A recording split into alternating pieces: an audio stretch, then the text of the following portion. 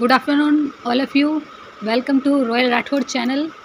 आप सभी का स्वागत है राठौड़ चैनल पर। हम पहले की वीडियो में रूट्स के बारे में काफ़ी कुछ पढ़ चुके हैं। पहले हम थोड़ा सा प्रीवियसली जो पढ़ा था उसको थोड़ा रिवाइज करेंगे, फिर आज के टॉपिक पर डिस्कस करेंगे। पहले हमने अब तक की वीडियो में हमने पहले रूट्स के बारे में पढ़ा था। रूट्स को हमने दो टाइप में क्लासीफाई किया था, ट्रैप रूट और एडवेंटिक रूट्स। जो एडवेंटिक रूट्स थी उनको तीन में क्लासीफाई किया, फाइब्रस रूट, फोलियर रूट और ट्रू एडवेंटिक रूट्स। इतना तक तो हमने पूरा इसका आप डिस्क्रिप्शन जो हमने लिया था, स्टडी की थी उसकी, वो आप पहले की वीडियो में जाके देख सकते हैं। आज का टॉपिक हमारा रहेगा modification of tap root.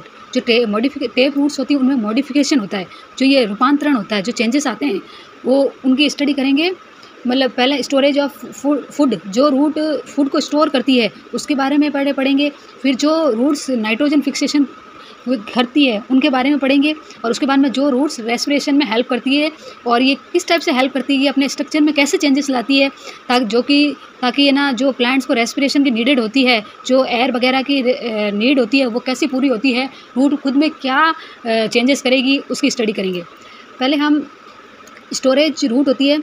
Storage root क्या होती है कि जो रूट कैपेबल होती है फूड को स्टोर करने के लिए, उस टाइप की रूट को हम स्टोरेज रूट कहते हैं। ये इस टाइप से मॉडिफाइड होती है कि वो जो प्लांट फूड बनाता है उसे वो स्टोर कर लेती है और बाद में इस फूड को प्लांट ऐसा न्यूट्रिएंट के रूप में यूज़ करता है प्लांट, जब कंडीशन अनफेवरेबल होती है। जब कंडीशन अनफेवरेबल होगी, प्लांट ग्रो नहीं करेगा। प्लांट्स को जो कंडीशन चाहिए, एयर, वाटर, न्यूट्रिएंट वगैरह और अदर कुछ जो भी फैक्टर होंगे जो इसके ग्रोथ के लिए चाहिए होंगे, वो जब उसे मिलेगा नहीं तो वो क्या करेगी, जो रूट ने स्टोर किया था ना फूड को, वो उसे यूज़ करेगा वो प्लांट। तो इसमें क्या होता है, जो अपने ये स्टोरेज रूट होती है ना, उसमें क्या होता है, जो मेन रूट होती है, जो आपने स्टेम के जस्ट नीचे मेन रूट लगी होती है। जैसे ये स्टेम, यहाँ पर स्टेम थी, इसके नीचे ये रूट है, ये मेन रूट यहाँ से आएगी। जो मेन रूट होती है वो क्या होती है, उसमें स्वेलिंग आ जाती है, एक फूल जाती है वो, और वो उससे क्या होता है कि जब वो फूल जाती है तो उसमें फूड एक्यूमुलेट हो जाता है, फूड इकट्ठा हो जाता है। इसके एक्यूमुलेशन से क्या होता है कि वो रूट फुली से दिखती है। अब हम क्या करेंगे, जो रूट्स थी उनको उसके स्ट्रक्चर के अकॉर्डिंग क्लासीफाई करेंगे, उसमें क्या स्ट्रक्चर में ये चेंजेस आया है जिससे वो फूड को स्टोर कर सकती है। फूड के स्टोर होने के बाद वो रूट कैसी दिखती है, पहले कैसे दिखती है, इसलिए हमने इनको 3-4 कैटेगरी में डिवाइड कर दिया है। जैसे कॉनिकल रूट्स कैसी होती है उसके बारे में पढ़ेंगे। फ्यूजिफॉर्म रूट्स, नेफिफॉर्म और ट्यूबरस रूट, हम एक के बारे में पढ़ेंगे। पहले कॉनिकल रूट्स के बारे में पढ़ते हैं। जो कॉनिकल रूट होती है उसमें जो प्राइमरी रूट होती है, जो स्टेम से डायरेक्ट अटैच रहती है, उसमें स्वेलिंग आती है और ये स्वेलिंग धीरे धीरे ये कम होती जाती है और एपेक्स, जो इसका एंड पॉइंट है, वहाँ पर ये बिल्कुल कम हो जाती है। तो इसका अपर पार्ट होगा वो तो फुला से दिखाई देगा, और जो इसका एंड पार्ट होगा या लोअर पार्ट होगा या एंड पॉइंट होगा वो बिल्कुल पतला दिखाई देगा। इस टाइप का कॉनिकल रूट्स है, उसका एग्जांपल कैरेट है, जैसे गाजर है। गाजर में आपने देखा होगा इसका जो ऊपर का पार्ट होता है वो तो फूला सा रहता है, और जबकि जो नीचे वाला पार्ट होता है वो बिल्कुल पतला सा होता है।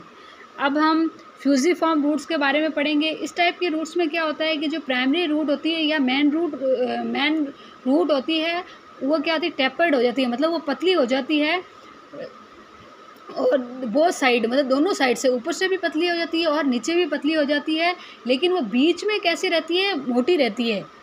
और ये दिखने में ऐसा लगता है जैसे स्पिंडल की तरह दिखती है, कोई तंतु जैसी दिखती है। और इस टाइप की जो रूट होती है, इसका एग्जांपल रेडिस है, जो अपने मूली है।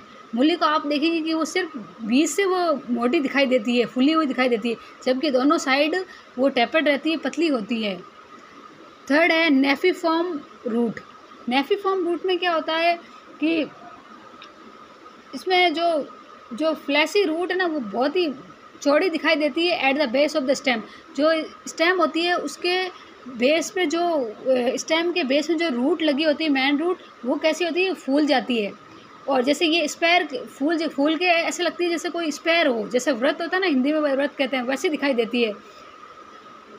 लेकिन ये क्या कहते हैं, इसकी जो ये स्वेलिंग होती है ना, वो रिड्यूस नहीं होती, एकदम रिड्यूस नहीं होती। इसमें क्या होता है कि जो एंड पॉइंट आएगा तब जाके वह स्वेलिंग धीरे बिल्कुल कम हो जाएगी, लेकिन एकदम ग्रेजुअली कम होती है, एकदम कम नहीं होती। जैसे इसका बीट रूट एग्जाम्पल है, टर्निप हुआ, इनमें देखेंगे ऊपर से तो वो गोल गोल सी दिखाई देती है, स्क्वायर शेप की दिखाई देती है, और इसका बेस और टिप होता है वो पतला दिखाई देता है। तो इस टाइप की जो बीट रूट, टर्निप, वो नेफिफॉर्म रूट्स के एग्जाम्पल है। अब ट्यूबरस रूट, जो ये ट्यूबरस रूट होती है, इसमें इसके कोई पर्टिकुलर शेप नहीं होता है, इसकी कोई मतलब अगर कहेंगे इसका शेप क्या है तो इसका कोई भी पर्टिकुलर शेप नहीं है। ये क्या होती है कि जो ट्यूब होती है ना वो खुद ही थोड़ी मतलब एनलार्ज हो जाती है ताकि इसमें फूड स्टोर हो सके। इस टाइप से वो खुद को मॉडिफाई कर देती है, थोड़ा एनलार्ज होकर फिर उसको खुद को मॉडिफाई कर देती ताकि उसमें फूड वगैरह स्टोर हो सके। इसके एग्जाम्पल जिसे बोलते थे मिराबिलिस है, मिराबिलिस जलापा, फिर एचिनोसिस्टिस लोबाटा और कसावा, ये इसके एग्जाम्पल है। अब इसके हम यहाँ तक तो हमारा ये स्टोरेज ऑफ फूड में जो स्ट्रक्चर के अकॉर्डिंग जो मॉडिफिकेशन हुए थे ये चारों, इनके बारे में पढ़ा। अब हम पढ़ेंगे वो रूट्स जो नाइट्रोजन फिक्सेशन को कैरी आउट करती है, जो नाइट्रोजन फिक्सेशन प्रोसेस होती है उसे कैरी आउट करती है, जिसमें जैसे कि इसमें जो ये इस टाइप की रूट्स होती है, जो ये नोडुलेटेड रूट बोलते हैं, जो नोडुलेटेड रूट होती है जिसमें नोड्स लगे होंगे, वो उसमें कुछ बैक्टीरिया पाए जाएंगे, वो नाइट्रोजन को फिक्स करेंगे। इस टाइप की जो नोडुलेटेड रूट होती है उसमें स्वेलिंग होती है, वो इरेगुलर होती है, मतलब उसमें स्वेलिंग कहीं भी हो सकती है, कोई किसी पार्ट में स्वेलिंग होगी, किसी पार्ट में स्वेलिंग नहीं होगी। और इस टाइप के रूट्स में क्या होता है कि जो जितने भी रूट्स होती है जैसे primary root, secondary root, tertiary root, इन सब में स्वेलिंग पाई जाएगी, और इस टाइप के रूट्स को हम नोडुलेटेड रूट्स बोलते हैं। और ये जो नोड्यूल्स होते हैं वो कई बैक्टीरिया से मिलके बने होते हैं, और ये जो बैक्टीरिया होते हैं वो जीनस जैसे राइजोबियम बैक्टीरिया है, ये सब मिलकर ना ये रूट नोड्यूल्स को बनाते हैं। इसमें क्या होता है, जैसे नाइट्रोजन फिक्सेशन जो प्रोसेस होती है उसमें क्या होता है कि जो नाइट्रोजन होती है, जो एटमॉस्फेयर में फ्री नाइट्रोजन होती है, उसको प्लांट डायरेक्टली यूटिलाइज कर लेता है। और फिर क्या होता है, ये जो राइजोबियम बैक्टीरिया होते हैं जो इसके रूट नोड्यूल्स पे लगे रहते हैं, उसके नोड्यूल्स पे लगे होते हैं, वो क्या करते हैं, इन नाइट्रोजन को कन्वर्ट कर देते हैं ऐसे फॉर्म पर, ऐसे कुछ ऑर्गेनिक फॉर्म में वो कन्वर्ट कर देते हैं ताकि प्लांट आसानी से उस नाइट्रोजन को ले सके। जैसे अपने और उसको कुछ ऑर्गेनिक कंपाउंड्स में जैसे बदल देते हैं वो बैक्टीरिया, जैसे नाइट्राइट में फ्री नाइट्रोजन को वो उसमें कन्वर्ट कर देते हैं, और इस प्रोसेस को हम नाइट्रोजन फिक्सेशन कहते हैं। जिसमें क्या होता है, जो एटमॉस्फेरिक नाइट्रोजन होती है उसको जो बैक्टीरिया होते हैं जैसे राइजोबियम बैक्टीरिया वगैरह, वो क्या करते हैं, उस नाइट्रोजन को लेते हैं और उसको कन्वर्ट ऑर्गेनिक कंपाउंड्स में कन्वर्ट कर देते हैं, जैसे नाइट्राइट इसमें कन्वर्ट कर देते हैं ताकि प्लांट उसे आसानी से उस नाइट्रोजन को उस फॉर्म में ले सके। इस प्रोसेस को नाइट्रोजन फिक्सेशन कहते हैं। और जो ये अपने लेग्यूम प्लांट्स होते हैं इनमें ये प्रोसेस ज़्यादातर देखने को मिलती है।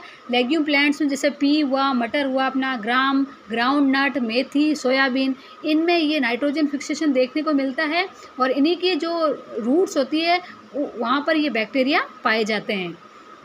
अब निमेटोफोर्स, अब थर्ड वन अपन पढ़ेंगे रेस्पिरेशन जो रूट्स होती है वो कैसे मतलब अपने स्ट्रक्चर में चेंजेस लाती है जिससे रेस्पिरेशन प्रोसेस हो सके। इसमें हम निमेटोफोर रूट्स के बारे में बात करेंगे। जो निमेटोफोर रूट्स होती है ये क्या होती है कि जो ये निमेटोफोर रूट्स होती है वो सॉइल से ऊपर आ जाती है, अपने आप ही ऊपर आ जाती है। ये ऊपर इसलिए आती है क्योंकि ना उनको रूट्स को प्रॉपर ये एयर वगैरह नहीं मिल पाती है, ऑक्सीजन नहीं मिल पाता है वगैरह, तो वो क्या करती है, खुद को ऊपर ले आती है, सॉइल के ऊपर ले आती है। और इस टाइप की जो रूट्स होती है उसे हम रेस्पिरेटरी रूट्स कहते हैं। और ये जनरली जो रेस्पिरेटरी रूट्स होती है वो उन प्लांट्स में पाई जाती है जो प्लांट्स मैंग्रोव्स में ग्रो करते हैं। मैंग्रोव्स मतलब ऐसी जगह होती है जहाँ की मिट्टी होती है वो दलदली सी होती है, कीचड़ होता है और चिपचिपी सी मिट्टी होती है जहाँ पर एयर पास नहीं हो पाती, रूट तक नहीं पहुँच पाती है। तो वहाँ क्या होता है कि जो रूट्स होती है वो सॉइल से ऊपर आ जाती है ताकि रेस्पिरेशन अच्छे से हो सके। जो निमेटोफोर जो रूट्स होती है वो वर्टिकुलरली अपवर्ड ग्रो होती है, मतलब जैसे अपने धरती है, जो इसके नीचे ग्रो होगी वो पॉजिटिव ट्रॉपिज्म होगी, और जो धरती के ऊपर ग्रो होगी वो नेगेटिव ट्रॉपिज्म जियोट्रॉपिज्म होगी। तो ये जो निमेटोफोर रूट्स होती है वो नेगेटिव जियोट्रॉपिज्म होती है, क्योंकि ये सॉइल के ऊपर ग्रो करती है, सॉइल के अंदर, सॉइल को पेनिट्रेट नहीं करती है, सॉइल के ऊपर आ जाती है रेस्पिरेशन के लिए। इस टाइप की जो रूट्स होती हैं उनके ऊपर कुछ स्पोर्स लगे होते हैं, पोर्स लगे होते हैं जो उसको हेल्प करते हैं गैसेस को एक्सचेंज करने में। इस टाइप की जो रूट्स होती है उनकी एग्जांपल है जैसे एविसीनिया, जर्मिनेंस और सेमरेटिया, बोल्ड और साइप्रस, ये इसके एग्जांपल है। एविसीनिया, जर्मिनस, सेमनेरेटिया और बोल्ड्स और साइप्रस, ये इसके एग्जांपल हैं। आज का टॉपिक हमारा यहीं कंप्लीट होता है। Thank you for watching, like and subscribe my channel.